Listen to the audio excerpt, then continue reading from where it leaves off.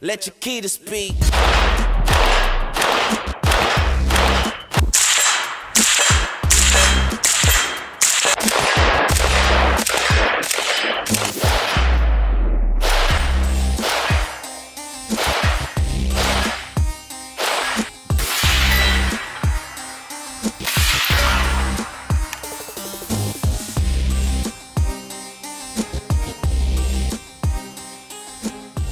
Welcome back, everybody. This is a part 2 for basically 2 separate videos. So if you guys remember my C39V2 video with the new Red Army standard rail, the rail itself is not traditional con block AK. It's an American design, so it takes different mounts.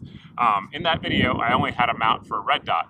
Sorry about the wind if that's blowing on you, but it's going to impact the accuracy test too. So in that video, I said that I couldn't really test the accuracy of the rifle because all I had was red dot, so there's a little bit of human error in there that I couldn't really eliminate. So RAS-47 has now come out with a side mount for it, which we have on this little rifle here. And on top, we have mounted a primary arms. This is a Gen 1, 1:6 power scope. And in there we got vortex rings. And the setup here is a CTK precision rest. In the rifle right now, we have some Red Army standard elite, so brass cased ammo. And we'll test another load as well. We have a target down range at 100 yards. And again, you can see the wind today. So hopefully the wind shouldn't play much role at this distance, not with 7.62 by 3.9. But basically what I wanted to do is just an accuracy test for the rifle, because I couldn't do that in the earlier video. And then just kind of talk about the RS mount a little bit. And that should pretty much do it. It should be a pretty quick range video if everything goes according to plan anyway. So without any more yapping, let's put some rounds down range.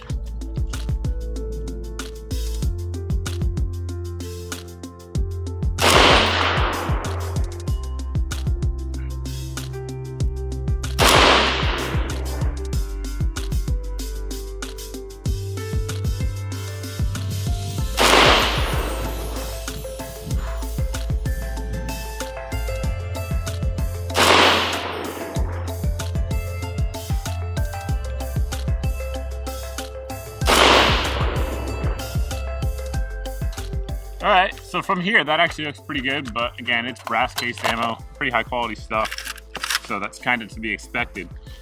Next up, we have just Red Army standard. This is the 123 grain, I believe. Full metal jacket stuff, steel cased ammo. Again, this has been on sale lately for like 23 cents a round or something like that, so we'll put that through there. See what kind of accuracy we get with it.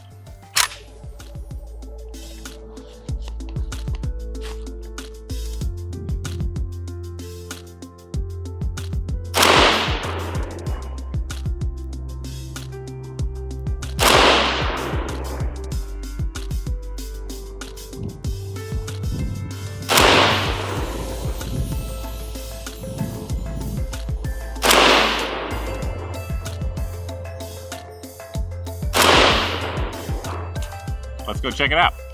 Sorry about being in the shadows, but there's just not a ton of light out here this time of year. So what you see here was very consistent point of impact, which certainly is good. So the part I was aiming at on both these targets was the bottom edge of this circle. So I always pick a small part to aim at. So pretty good in terms of not a big point of impact shift between both loads. So with the the steel case stuff, we're coming in.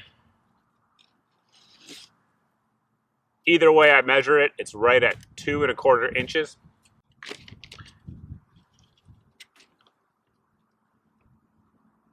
And then with the brass case stuff, we're coming in at 1.75 inches. So 1.75 with the brass and 2 1/4 with the steel. With the accuracy out of the way, we'll get into the mount itself. So the lower here is the RS-309 by RS-Regulate.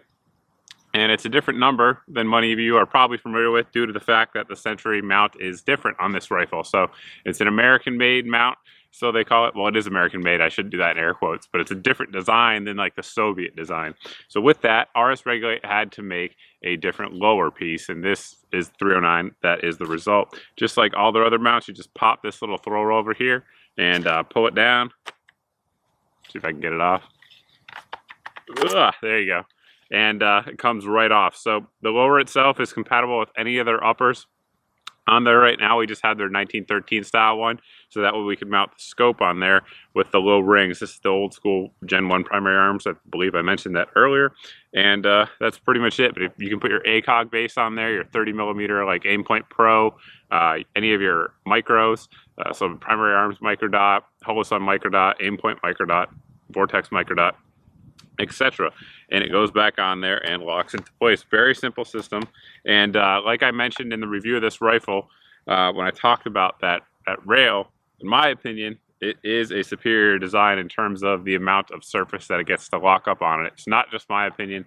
Talk to folks who make mounts, and they've kind of said the same thing, that the original mount was getting 20 to 30% of contact, and this one's getting, you know, almost 100, so 80 to 90 at least. So the amount of surface, the lockup surface is certainly better. And to put it back on, all you have to do is open the lever, if I could actually do that, and slide it back on.